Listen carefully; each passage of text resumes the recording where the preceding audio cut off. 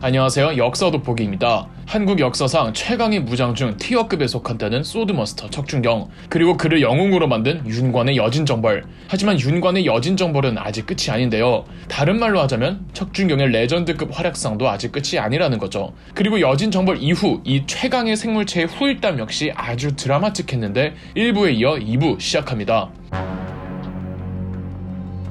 1108년 윤관의 별무반은 동북 구성을 쌓고 금이 환영했지만 동북 구성 관리하기가 굉장히 까다로웠습니다. 별무반의 겁을 먹었던 여진족도 다시 단결하여 1108년 동북 구성을 탈환하러 쳐들어옵니다. 예종은 다시금 별무반을 동북 구성에 보냈는데 이 전쟁에선 이 윤관의 별무반이 패배를 거듭합니다. 일단 함경도와 두만강 일대의 복잡한 지리에 대한 이해도부터가 여진족들은 남달랐습니다. 정말 많은 전투가 치러지는데 가한목이라는 골짜기에서 윤관의 본진이 완전히 포위되어 버린 겁니다. 심지어 부사령관 오연총은 화살에 맞아 죽기 일보 직전이었습니다. 척준경의 부대는 다행히 가한목 밖에 있어서 나름 안전했는데 윤관을 구하러 가한목에 가겠다고 하는 겁니다. 척준경의 동생은 형을 말렸으나 척준경은 아버지는 너가 모셔라, 나는 국가를 모시겠다며 10명만 데리고 가한목으로 뛰어들었습니다. 고작 10명으로 포위된 여진족들과 혈투를 벌이다가 무사히 고려 지원군 기병대가 도착했고 척준경은 상처 하나 안 났다고 하는군요. 고작 10명으로 자신을 구하러 와준 윤관은 척준경에게 앞으로 자기를 아버지로 모시라고 했답니다.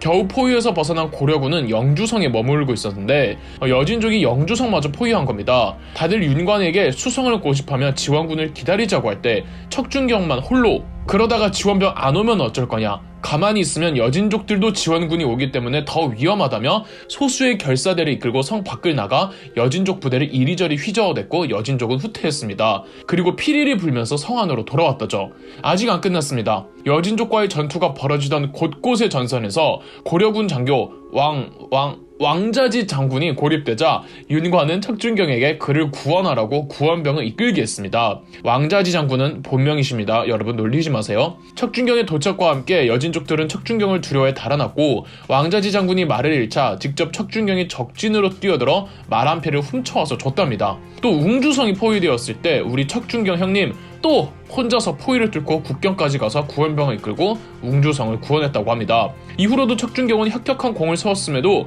그 외의 전선에서는 고려군이 계속 패전했고 특히 갈라수 전투와 타길성 전투에서 결정적인 패배를 한 고려군은 더 이상의 여진정벌을 진행할 수가 없었습니다. 이중 갈라수 전투는 고려 7만 명과 여진족 3천 명이 싸운 전투였는데도 고려군이 패배했습니다. 적장은 삼위와리라는 장수였는데 삼위와리 또한 신기에 가까운 출중한 무예의 소유자였다고 합니다. 다만 삼위와리와 척준경이 만났다는 기록은 없습니다. 그렇다고 만나지 않았다는 기록도 없습니다. 만났을까요? 진실은 모르지만 두 마스터들이 1대1로 붙었다는 기록이 남아있지 않은 게 아쉬울 뿐이네요. 참고로 여진족 피해도 만만치 않았습니다. 결국 여진과 고려는 서로 싸우지 않는 게 상책이라고 판단하여 고려는 동북 구성을 여진에게 반환하기로 합니다. 여담이지만 몇백 년 후 조선의 세종대왕도 여진정벌을 감행하는데 세종대왕도 윤관의 여진정벌을 의식하지 않을 수 없었을 겁니다. 당시 조선의 신하들은 세종대왕에게 과거 윤관의 정벌처럼 마철령이라는 산골까지만 진격하자고 했지만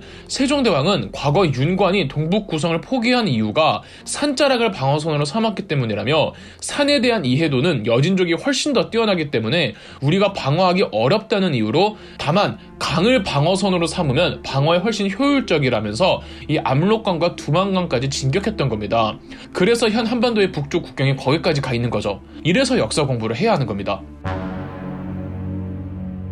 비록 동북 구성을 반환을 했으나 척준경은 고려에서 영웅 중에 영웅이 되었습니다. 척준경이 없었으면 죽을 뻔한 사람이 어디 한둘입니까? 척준경이 구해낸 사람들이 전부 높은 관직의 귀족들이다 보니까 척준경은 탄탄대로의 인생을 걸으며 중앙정부의 요직을 꿰찼고 고위직 정치인이 됩니다. 인기스타 척준경과 손을 잡고 척준경의 정치적인 백이 되어준 사람이 있었으니 바로 그 이름도 악명 높은 이자겸입니다. 여진정벌의 주축이었던 윤관과 오연총도 얼마 안 있어 죽고 이후로는 이자겸의 세상이었습니다. 이자겸은 예종의 장인어른이었죠. 1122년 예종 사후 예종의 아들이 인종으로 즉위하는데 이 인종이 이 예종과 이자겸의 딸 사이에서 낳은 아들이었습니다. 그러니까 이자겸은 왕의 할아버지가 된 겁니다. 이자겸은 심지어 자기 다른 두 딸을 인종과도 혼인시켰습니다. 그러니까 인종은 이모 두 명이랑 결혼한 건데 이자겸은 확고부동한 외척이 되어서 그 기득권을 더 강화하고 싶었던 겁니다. 원래 이자겸을 포함한 이 경원 이씨가 오래도록 고려 귀족계에서 문벌을 형성해 오고 있었습니다. 12세기 최고 권력을 장악하고 있던 비선 실세 이자겸을 이 등에 업고 있던 사람이 또 다름 아닌 척준경이었고요. 심지어 이자겸의 아들과 척준경의 딸이 또 결혼해서 둘은 사돈관계까지 맺습니다. 이자겸에게 얼굴 마담해줄 국민적 영웅이 필요했던 게 아닐까 합니다. 고려사에 의하면 당시 척준경은 동생 척준신과 함께 상당한 세력을 부리고 있었다고 합니다. 자, 그런데 1123년 여진족이 금나라를 건국하고 고려의 사대 관계를 요구해옵니다. 고려 조정은 정통 중국 왕조의 사대를 할 수는 있어도 이전까지 오랑캐라고 무시하던 민족들에게 사대를 할 수 없다는 여론이 지배적이었습니다. 그러나 이자겸과 척준경은 가장 앞에 나서서 사대 요구를 받아들이자고 주장합니다.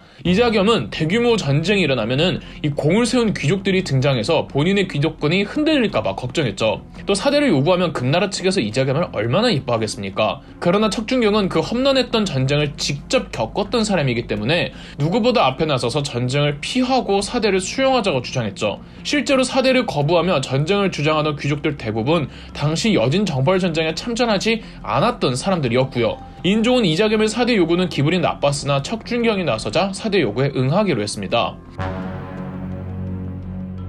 그로부터 몇 년 후 1124년 인종 보기를 개 못같이 보는 이자겸의 기고만장함을 더 이상 인종은 참지 못했습니다. 인종은 측근 장수들을 불러 모아 이자겸을 치게 했고 이들은 먼저 이자겸의 측근들과 척준경의 아들과 동생 척준신을 살해했습니다. 척준경의 부하들이 강가에 유기된 시체를 척준경에게 보여주었죠. 분노한 척준경은 부하 수십 명을 데리고 자기 동생과 아들을 살해한 공모자들 집을 찾아가 힘으로 문을 부수고 집들을 전부 불태워버렸습니다. 그리고 궁궐로 찾아가 궁궐에 숨어있던 공모자들을 찾아냈습니다. 이 공모자들은 척준경에게 겁을 먹고 감히 나서지 못했다고 합니다. 척준경이 분노의 절규로 아우성을 치니 땅이 울렸다고 야사가 아니라 정사에 기록되어 있습니다. 척준경이 궁궐을 장악한 다음 날 인종이 직접 척준경을 찾아와 해산 명령을 내렸습니다. 인종의 나이 18살, 척준경의 정확한 나이를 알 수는 없으나 엄청난 전설을 알렸던 무장 앞에서 기죽지 않고 왕으로서 당당하게 왕명을 내렸습니다.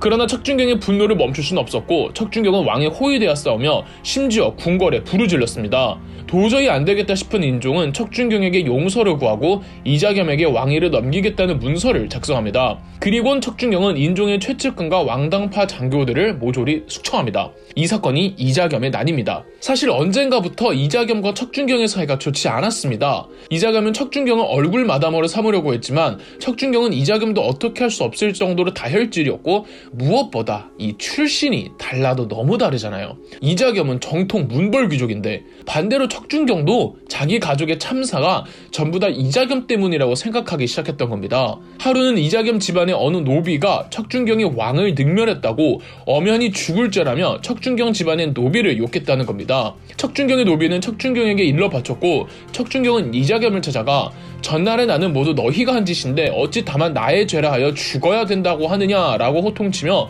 두 사람의 갈등은 노골화되었습니다. 두 사람의 틈을 인종이 비집고 들어와 인종은 몰래 척준경에게 이자겸을 주살할 것을 의뢰했습니다. 척준경은 스스로 충성을 바치겠다는 편지를 전했죠. 물론 기록을 보면 척준경도 고민을 많이 한 듯합니다.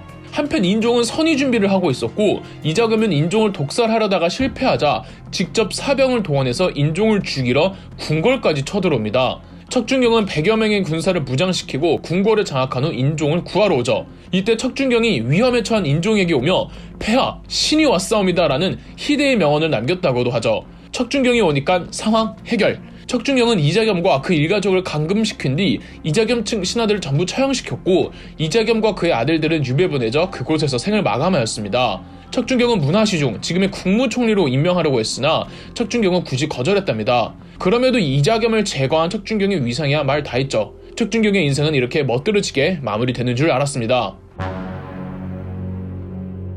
이자겸에 난 사건 이후 정지상 등의 신하들이 이전 척준경이 궁궐을 불태운 죄를 물어 유배를 보내라는 상소문을 올렸습니다. 척준경은 유배령을 담담하게 받아들이고 전남 신안군 엄타도로 유배 보내졌습니다. 얼마 후 인종은 죄를 참작해주어 유배지를 고향인 황해도 곡산으로 변경시켜 주었습니다. 인종이 왜 척준경을 마지막 순간에 져버렸는지는 알 수 없습니다. 숱한 해석들만 있죠. 인종이라는 왕 자체가 문벌 귀족들을 약화시키기 위해 척준경 등의 군부를 밀어주려고 했지만 조금 부담스러워했던 것 같습니다. 대신 그 빈자리를 정지상 등의 서경파 귀족들로 메워 개경의 문벌 귀족들과 맞서 싸우려고 하지만 결정적인 순간에는 인종이 소극적인 모습을 보이죠. 제가 제일 이해 안 가는 건 왜 척준경은 국무총리 자리인 문화시중을 거절했는지와 왜 정지상 등의 척준경 탄핵 상소문을 아무 불만 없이 받아들였는가입니다. 마음만 먹으면 또 군대를 동원할 수 있었는데 본심이야 척준경만 알겠지만 여러분은 어떻게 생각하시나요? 그럼 역사돋보기였습니다. 영상 재미있으셨다면 구독과 좋아요, 알림 설정까지 해주시면 감사드리겠습니다.